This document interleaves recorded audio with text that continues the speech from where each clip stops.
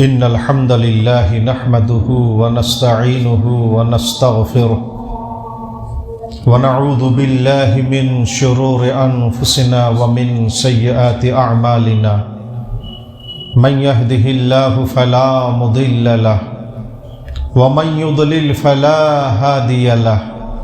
وأشهد أن لا إله إلا الله وأشهد أن محمدًا عبده ورسوله يا أيها الذين آمنوا اتقوا الله حق تقاته ولا تموتن إلا وأنتم مسلمون يا أيها الناس اتقوا ربكم الذي خلقكم من نفس واحدة وخلق منها زوجها وبث منهما رجالا كثيرا ونساء واتقوا الله الذي تساءلون به والأرحام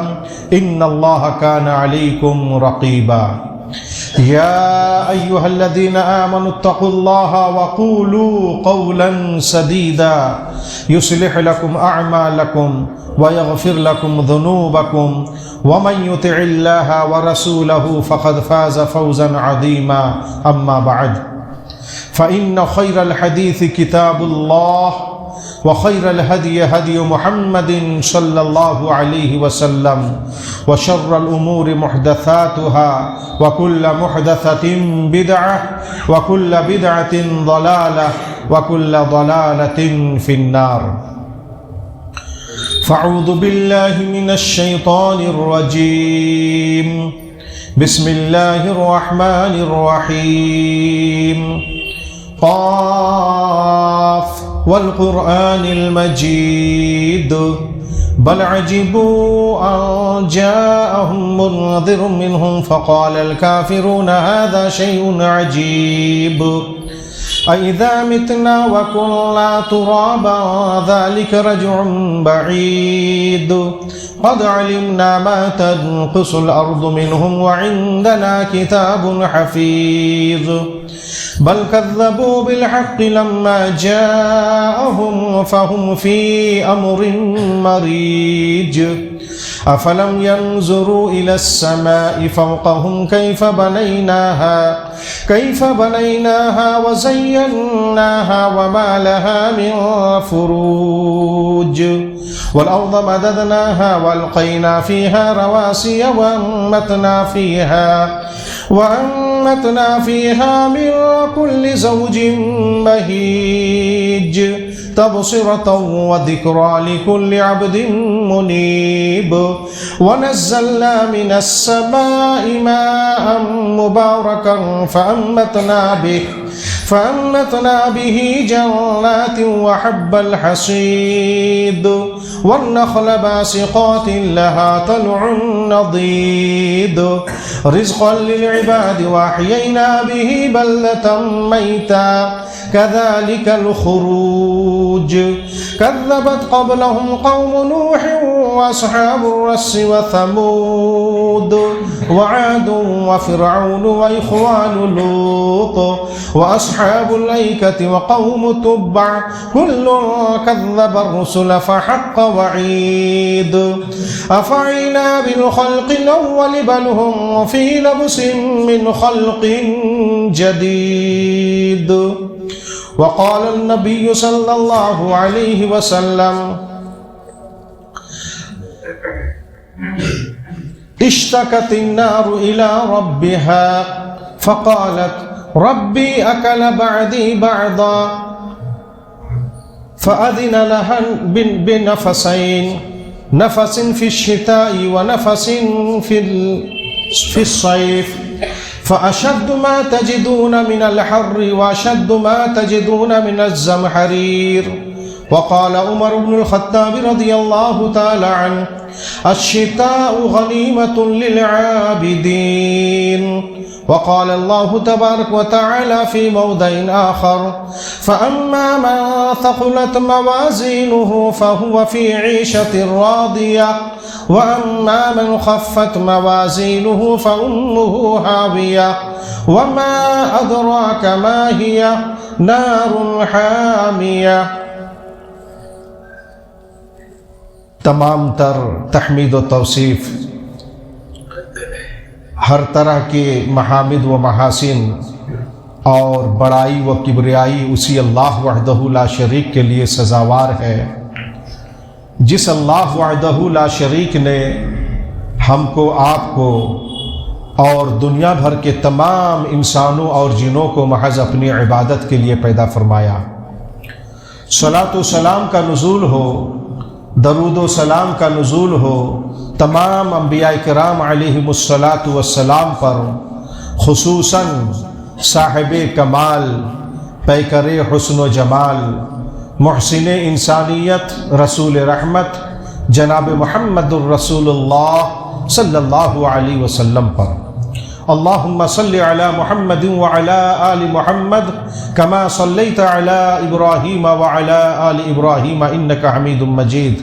اللہم بارک علی محمد وعلی آل محمد کما بارکت علی ابراہیم وعلی آل ابراہیم انک حمید مجید۔ میرے محترم بھائیوں، بزرگوں، دوستوں، ملت کے نوجوانوں، عزیز بچوں، اللہ تبارک و تعالیٰ کے فضل و کرم سے ہم اور آپ مومن ہیں، مسلمان ہیں، اور ایمان و اسلام جیسی عظیم دولت سے اللہ تبارک و تعالیٰ نے ہمیں اور آپ کو بہرہ مند اور مشرف فرمایا ہے، ہمیں عطا فرمایا ہے۔ اللہ تعالیٰ کی اس نعمت اسلام کی ہمیں اور آپ کو قدر کرنی چاہیے، اور اس نعمت اسلام اور نعمت ایمان کی اہمیت کو، اس کی قدر و قیمت کو ہمیں اور آپ کو جاننا چاہیے۔ اللہ تبارک و تعالیٰ نے جب مذہب اسلام کی تکمیل فرمائی، عہد رسالت ہی میں حجۃ الوداع کے موقع پر ایک آیت نازل فرمائی تھی، جس میں اللہ تعالیٰ نے فرمایا وَأَتْمَمْتُ عَلَيْكُمْ نِعْمَتِي، کہ میں نے نعمت اسلام کو، میں نے اپنی نعمت اسلام کو تم پر مکمل کر دیا، کامل و مکمل کر دیا۔ اللہ تعالیٰ نے قرآن کی اس آیت کے اس آخری حصے میں اسلام کو نعمت سے قرار دیا، اور نعمت سے آپ صلی اللہ تبارک و تعالیٰ نے اسلام کی تعبیر کی، جو اس جانب اشارہ ہے کہ یہ جو اسلام ہے یہ اللہ تبارک و تعالیٰ کی بہت بڑی نعمت ہے۔ میرے بھائیوں، یہ ہماری اور آپ کی خوش نصیبی ہے، شرف و سعادت کی بات ہے ہمارے اور آپ کے لیے کہ ہم اور آپ مومن اور مسلمان ہیں، اور ایمان اور اسلام جیسی دولت سے اللہ تبارک و تعالیٰ نے ہمیں اور آپ کو مالا مال کیا ہے۔ ہمیں ایک مومن اور مسلمان ہونے کی حیثیت سے با مقصد زندگی گزارنی چاہیے، اور ہماری زندگی اسی وقت با مقصد گزرے گی جب ہماری زندگی مومنانہ ہوگی اور مسلمانہ ہوگی، یعنی مسلمانہ ہوگی۔ جب ایمان کی روشنی میں اور اسلام کے دائرے میں جب ہماری زندگی گزرے گی، تب جا کر کے ہم حقیقت میں ایمان اور اسلام کی قدر کرنے والے ہوں گے، اور اللہ تبارک و تعالیٰ نے جو نعمت اسلام ہمیں عطا کی ہے، اس نعمت کا ہم صحیح معنوں میں اللہ کا شکر گزار مسلم بندہ بنیں گے۔ ہمیں اور آپ کو اس کی فکر ہونی چاہیے، اور ہماری کوشش ہونی چاہیے کہ ہماری زندگی با مقصد گزرے۔ ہم جس مقصد کے تحت پیدا کیے گئے ہیں، جس عظیم مقصد کے تحت ہماری تخلیق عمل میں آئی ہے، اور جس عظیم الشان مقصد کے لیے اللہ تبارک و تعالیٰ نے ہمیں پیدا کیا ہے، ہمیں چاہیے کہ ہماری زندگی اس مقصد سے کسی بھی موڑ پر نہ ہٹے، اور کسی بھی موڑ پر ہماری زندگی اپنے مقصد سے دوسرے طرف نہ مڑے۔ یہ ہماری کوشش ہونی چاہیے۔ اللہ تبارک و تعالیٰ نے ارشاد فرمایا وَمَا خَلَقْتُ الْجِنَّ وَالْإِنسَ إِلَّا لِيَعْبُدُونَ۔ میرے بھائیوں، قرآن کی آیت ہمیں بتلا رہی ہے کہ ہماری تخلیق اس وجہ سے عمل میں آئی ہے، اللہ تعالیٰ نے ہمیں اس لیے پیدا کیا ہے تاکہ ہم اللہ کی عبادت کریں، اللہ ہی کی عبادت کریں، اور ہماری زندگی عبادت الہی میں ہی گزرے۔ ہمیں اس لیے اللہ تعالیٰ نے پیدا کیا ہے، 40 سالہ 50 سالہ 60 سالہ 70 سالہ 80 سالہ اس سے زیادہ یا اس سے کم جو ہمیں اللہ نے زندگی عطا کی ہے، اور اللہ نے جو ہمیں صحت و تندرستی عطا کی ہے، اللہ نے جو ہمیں سلیم الاعضاء بنایا ہے، اعضاء و جوارح جو اللہ نے ہمیں عطا کی ہے صرف اس لیے عطا کی ہے تاکہ ہم اپنے اس اعضاء و جوارح کے ذریعے سے ہم اللہ تبارک و تعالیٰ کی عبادت کریں اور اللہ کی عبادت میں ہماری زندگی گزرے۔ ہمیں ہر وقت اس کی فکر ہونی چاہیے۔ یاد رکھیں قیامت کے روز میدان محشر میں اللہ تبارک و تعالیٰ کی عدالت میں ہم سبوں کو پیش ہونا ہوگا۔ وہاں پر ہمارے حساب و کتاب ہوں گے، ہمارے اعمال کا موازنہ ہوگا، وزن کیا جائے گا۔ اگر نیکی کا پلڑا وزندار ہوگا تو ہم کامیاب ہوں گے، اور اگر نیکی کا پلڑا وزندار نہ ہوا تو پھر ہمارے لیے ناکامی۔ اللہ تعالیٰ نے ارشاد فرمایا فَأَمَّا مَنْ ثَقُلَتْ مَوَازِينُهُ فَهُوَ فِي عِيشَةٍ رَاضِيَةٍ، کہ جس کی نیکی کا پلڑا وزندار ہوگا وہ عیش و عشرت کی زندگی میں ہوگا، جنت میں ہوگا، وہ اللہ سے خوش ہوگا، اللہ تعالیٰ اس سے خوش ہوگا۔ وَأَمَّا مَنْ خَفَّتْ مَوَازِينُهُ فَأُمُّهُ هَاوِيَةٌ وَمَا أَدْرَاكَ مَا هِيَ نَارٌ حَامِيَةٌ، اور جس کی نیکی کا پلڑا ہلکا ہوگا، جس کے گناہ زیادہ ہوں گے، وہ جہنم کی دہکتی ہوئی آگ کے اندر جلے گا۔ اس لیے میرے بھائیوں، ہمیں اور آپ کو اس سے پہلے کہ ہماری موت آ جائے ہمیں اپنی اصلاح کر لینی چاہیے، اور جتنا زیادہ ہو سکے ہمیں اللہ کی عبادت کرنی چاہیے۔ 5 وقت کی نماز کی پابندی کی شکل میں، سنن و نوافل کے اہتمام کی شکل میں، تلاوت قرآن اور ذکر و اذکار کی شکل میں، اکل حلال پر اکتفا کرنے کی شکل میں، اکل حرام سے، حرام خوری سے اور حرام کمائی سے اپنے آپ کو بچا کر کے ہمیں چاہیے کہ ہم اپنے آپ کو اللہ کی عبادت میں مصروف رکھیں، اور ہم اپنے نامہ اعمال میں نیکیوں کو زیادہ سے زیادہ ہم اس کے اندر جو ہے اضافہ کریں اور اس کے اندر داخل کرنے کی کوشش کریں۔ یہ دیکھیے ٹھنڈی کا موسم ہے، جب ٹھنڈی کا موسم آتا ہے تو عام طور پر ہم مسلمانوں کا ذہن جاتا ہے کہ کون سا کپڑا پہنے کہ ٹھنڈی کم لگے گی، گھر میں ہیٹر وغیرہ چیزیں لگنی چاہیے، غذاؤں میں تبدیلی ہم کرتے ہیں، اور یہ جسم جو خاک میں مل جانے والا ہے اس کی فکر ہم کرتے ہیں۔ لیکن موسم سرما جو ہے، یہ جو ٹھنڈی کا موسم ہے،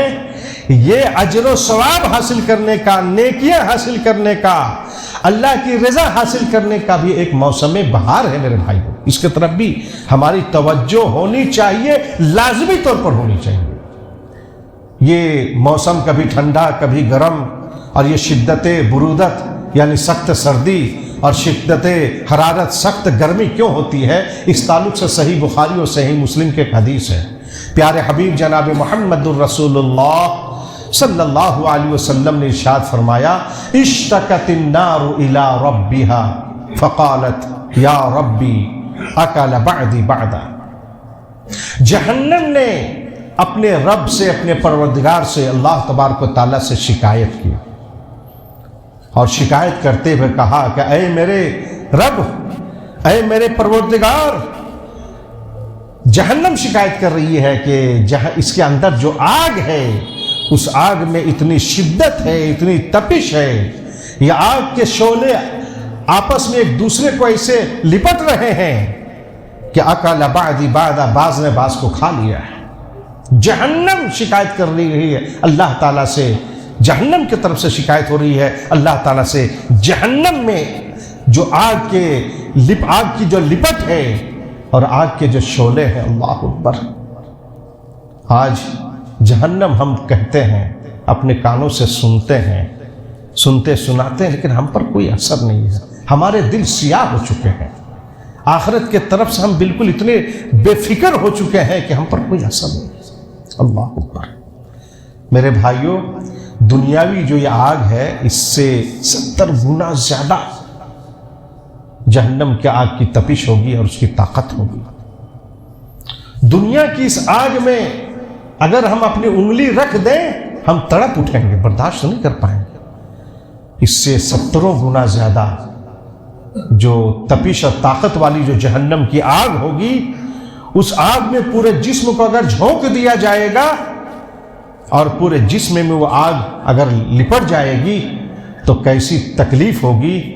اور کیا حالت ہوگی، اس کو تصور کرنا چاہیے اور اس جہنم سے آگ سے بچنے کے لیے ہر ممکن کوشش کرنی چاہیے۔ وہ جہنم کی آگ کی لپٹ کتنی خطرناک ہوگی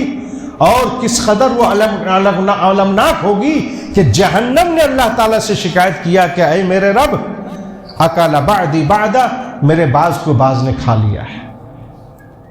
گویا کہ شکایت کر کے یہ کہہ رہی ہے، یہ جہنم کی طرف سے یہ شکایت ہو رہی کہ اللہ، یہ درخواست ہو رہی کہ اللہ ہمیں سانس لینے کی کوئی گنجائش ہمارے لیے ہو۔ وہ پوری آگ جو ہے اسی کے اندر ہے، پورا ٹیمپریچر اسی کے اندر ہے، بڑی تکلیف ہو رہی ہے۔ حدیث کے الفاظ ہیں، پیارے حبیب صلی اللہ علیہ وسلم نے ارشاد فرمایا فَأَذِنَ لَهَا بِنَفَسَيْنِ، اللہ تبارک و تعالیٰ نے جہنم کو 2 مرتبہ سانس لینے کے لیے اجازت دیا، نفس فی الشتاء و نفس فی الزمہریر، نفس کہ یعنی ٹھنڈی کے موسم میں 1 مرتبہ سانس لینے کی اجازت دیا اور گرمی کی سانس لینے کی اجازت دیا۔ جب یہ جو ہم لوگوں کو ٹھنڈی لگتی ہے، گرمی لگتی ہے، یہ جہنم جو اپنا سانس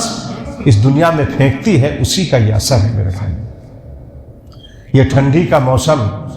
پیارے حبیب جناب محمد الرسول اللہ صلی اللہ علیہ وسلم کے زمانے میں اور عہد صحابہ میں جب آتا تھا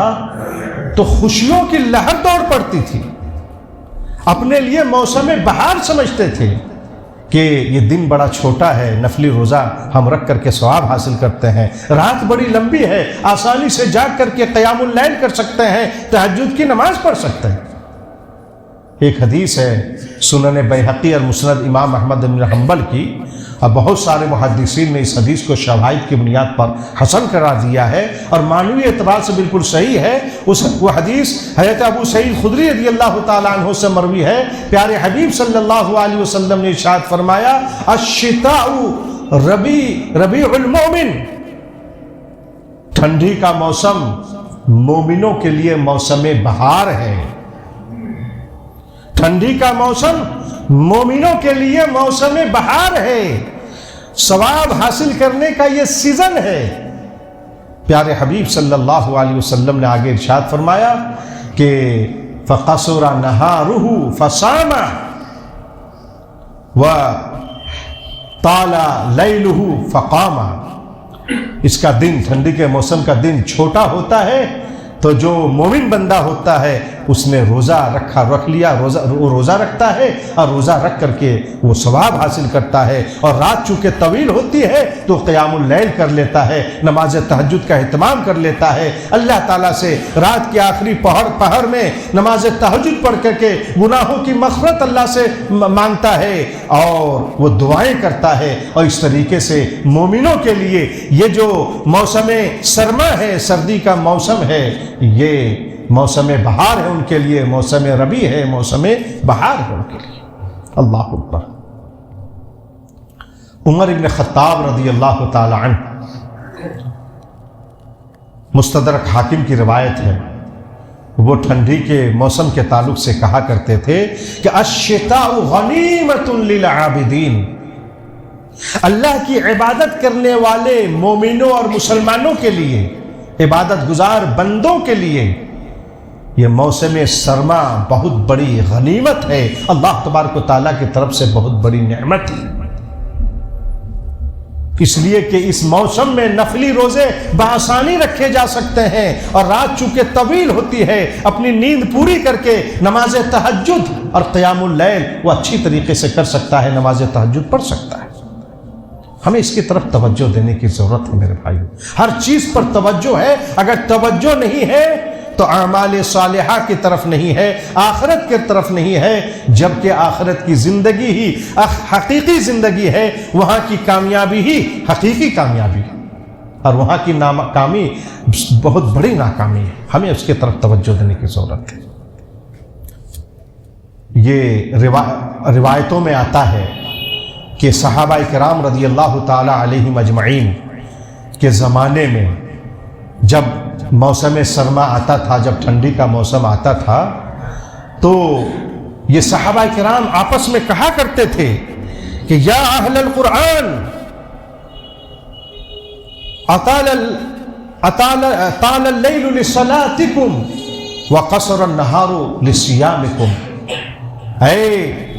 قرآن والوں، اے مومنوں مسلمانوں، ٹھنڈی کا موسم آ گیا ہے، رات لمبی ہو گئی ہے تاکہ تم قیام اللیل کر سکو، نماز تہجد پڑھ سکو۔ تمہاری نماز تہجد کے لیے اللہ تعالیٰ نے رات کو لمبی کر دیا ہے، اور نفلی روزہ تم رکھ سکو، اس لیے اللہ تعالیٰ نے دن کو چھوٹا کر دیا ہے۔ تمہارے لیے یہ موسم بہار ہے، تمہارے لیے یہ بہت بڑی غنیمت ہے، تمہارے لیے اللہ تبارک و تعالیٰ کی طرف سے بہت بڑی نعمت ہے۔ یہ سردی کا موسم ہے، تم دنوں میں روزہ رکھنے کا اہتمام کرو، نفلی روزہ رکھنے کا اہتمام کرو، اور رات کو نماز تہجد کا اہتمام کرو، اور اپنے ثواب کے پلڑوں کو وزنی کرو، اللہ تبارک و تعالیٰ کو خوش کرو، زیادہ سے زیادہ نیکیاں حاصل کرنے کی ہر ممکن کوشش کرو، اور اس موسم سرما کو تم اپنے لیے غنیمت جانو، اپنے لیے اللہ کی نعمت جانو۔ یہ ہے مومنانہ سوچ، یہ ہے ایک مسلمان کا نقطۂ نظر اور نقطۂ نگاہ۔ ہم مومنوں اور مسلمانوں کو چاہیے کہ اس موسم کو اس ناحیے سے ہم جو ہیں اس کو دیکھیں اور زیادہ سے زیادہ ثواب حاصل کرنے کی کوشش کریں۔ میرے بھائیوں،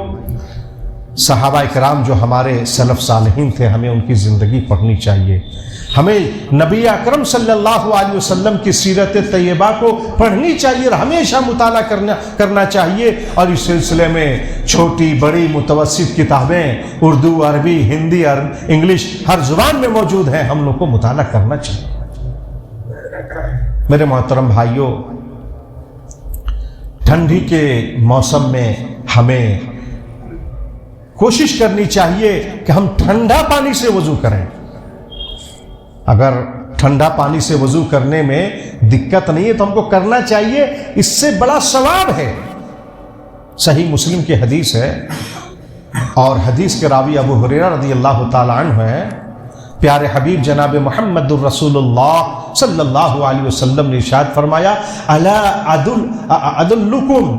علی ما یمحو اللہ بہ الخطایا ویرفع بہ الدرجات۔ اے مومنوں مسلمانوں، کیا تم لوگوں کو میں ایسی چیز کی رہنمائی نہ کر دوں جس کے ذریعے سے اللہ تعالیٰ تمہارے گناہوں کو مٹا دے گا اور تمہارے درجات کو بلند فرمائے گا؟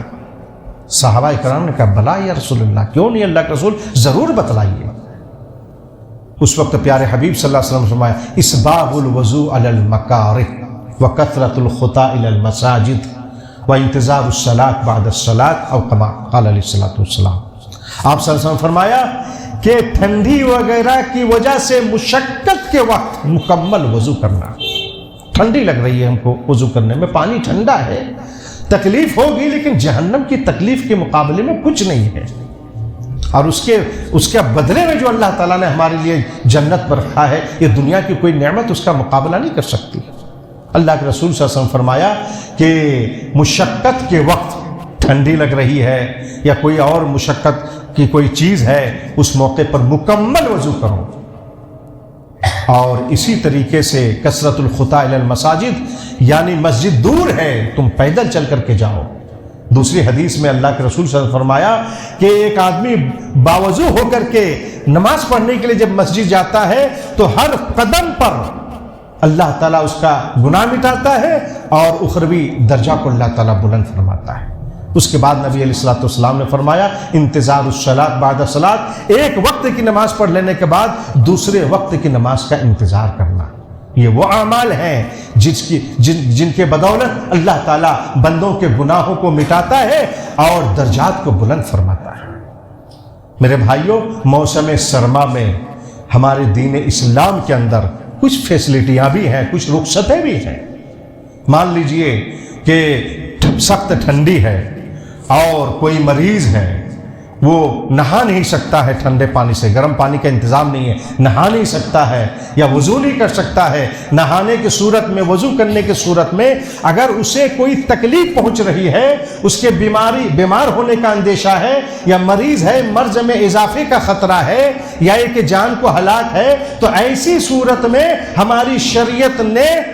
تیمم کرنے کو مشروع قرار دیا ہے اور کہا گیا ہے کہ تیمم کر لیں۔ صحیح حدیث ہے، حضرت عمرو بن عاص رضی اللہ تعالی عنہ بیان فرماتے ہیں کہ ایک موقع پر بڑی سردی تھی اور غسل کرنے کی صورت میں ہلاک ہونے کا خطرہ تھا، اور انہیں غسل جنابت لاحق ہوئی تھی، جنابت ہو گئی تھی۔ وہ کہتے ہیں کہ میں نے تیمم کیا اور لوگوں کو نماز پڑھا دیا، امامت کی نماز، فجر کی نماز تھی۔ اللہ کے رسول صلی اللہ علیہ وسلم تک جب یہ بات پہنچی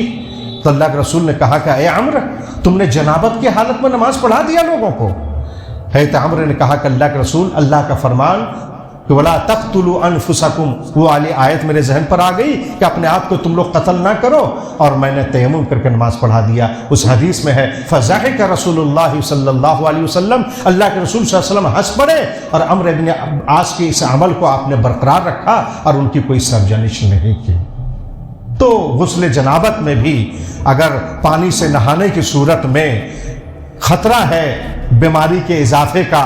یا اندیشہ ہے بیمار ہونے کا، تو اسی صورت میں تیمم کو ہماری شریعت میں مشروع قرار دیا گیا ہے۔ تیمم کے مستقل احکام و مسائل ہیں، اور اس کا طریقہ احادیث کے اندر جناب محمد الرسول اللہ صلی اللہ علیہ وسلم نے بتلایا ہے۔ ضرورت اس بات کی ہے کہ ہم تیمم کے طریقے کو اس موسم میں اگر حالت طہارت میں اب موزہ پہنے ہوئے ہیں تو اس پر مسح کرنے کی بھی اجازت ہے، مقیم کے لیے 1 دن اور 1 رات، اور مسافر کے لیے 3 دن اور 3 رات۔ اسی طریقے سے سر پر اگر پگڑی باندھے ہوئے ہیں یا پگڑی جیسی کوئی چیز سر پر ٹھنڈک سے بچنے کے لیے لگائے ہوئے ہیں، اور آپ اگر سر کا مسح کر رہے ہیں تو اس پگڑی کو یا پگڑی کی طرح کوئی چیز سر پر پہنے ہوئے ہیں تو اس کو ہٹانے کی ضرورت نہیں ہے، بلکہ اس کے اوپر ہی سے مسح کر لیں گے تو سر کا مسح ہو جائے گا۔ یہ پیارے حبیب جناب محمد الرسول اللہ صلی اللہ علیہ وسلم نے ہمیں تعلیم دی ہے۔ میرے بھائیوں، دین اسلام ایک کامل و مکمل دین ہے،